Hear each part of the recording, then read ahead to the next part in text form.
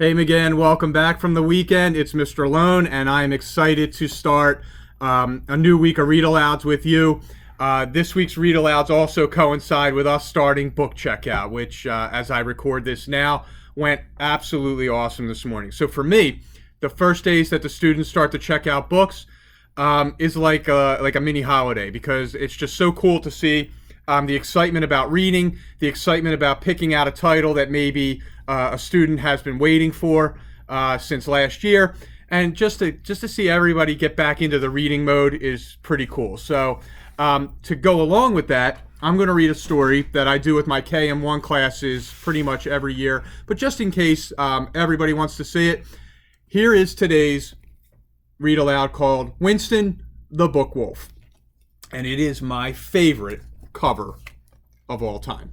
I absolutely love how the publishing company decided to take a bite out of the cover by Winston. I think that was just really cleverly done.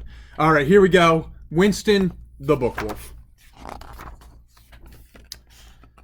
Winston the Wolf swished his tail as he ran past the burger stand. He did slow down to sniff, but he did not drool. Meaty treats were not what Winston had in mind. Winston wanted books, and he knew where to find them. He marched up the library steps and saw a handwritten sign. "Words," he exclaimed. "Yum." The sign read, "No wolves allowed." He snatched the sign and ate it. Winston opened the door, but an angry librarian stood in his way. "You, Mr. Wolf, may not come in. The sign on the door says, 'No wolves allowed.'" Winston bared his teeth. "I ate your silly sign," he growled. "Now step aside." The librarian rang her bell. "He's back!" she cried. "That wicked wolf who chews on books! He's back!" Library helpers came running. Winston tried to dodge them, but soon everyone was chasing poor Winston the Wolf. Winston leaped over computers, hopped over tables and chairs. Soon he'd be trapped. But then a girl named Rosie appeared. "Quick," she said, "follow me." Rosie showed Winston a secret door. She led him through an alley, then under a bridge, and over a hill. If you get a chance, just take a peek at this page here. It has just some awesome little details from fairy tales of the past. When at last the two of them stopped, Rosie demanded the truth. "Why do you nibble on books? Why ask for trouble, Wolf?" "Isn't it obvious? Can't you guess?" asked Winston. "Words are so delicious. Why, words taste better than roasted skunk. Even better than gopher stew." "Wolf," said Rosie, "you must break this terrible habit. You must never nibble on books again. Never." Winston began to howl. "I'll starve," he wailed. "I'll die without words." Rosie just laughed. "Be quiet, Wolf, and listen to me.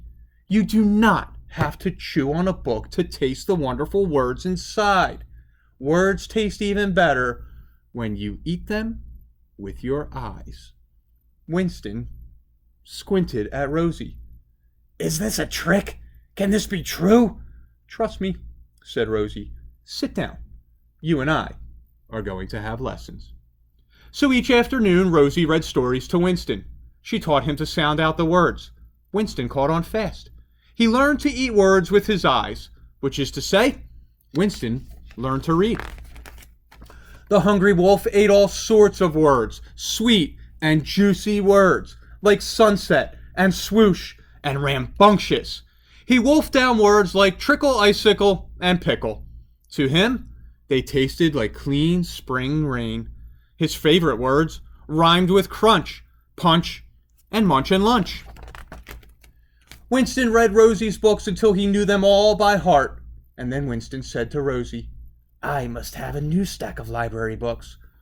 Rosie sighed. "Why try it again?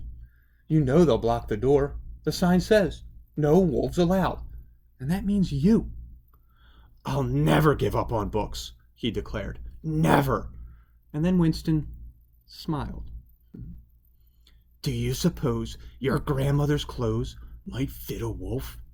Rosie scratched her head. Grandma's clothes? Trust me, said Winston. I have a plan. On Saturday morning at 9:45, Winston and Rosie walked to town. Winston wore a frilly rose-print dress with ruffled lace at the neck. The skirt almost hid Winston's bushy tail, and a floppy hat disguised his pointed ears. Perched on Winston's long snout were Grandma's glasses in thin wire frames. When Winston and Rosie arrived, no one blocked the library door.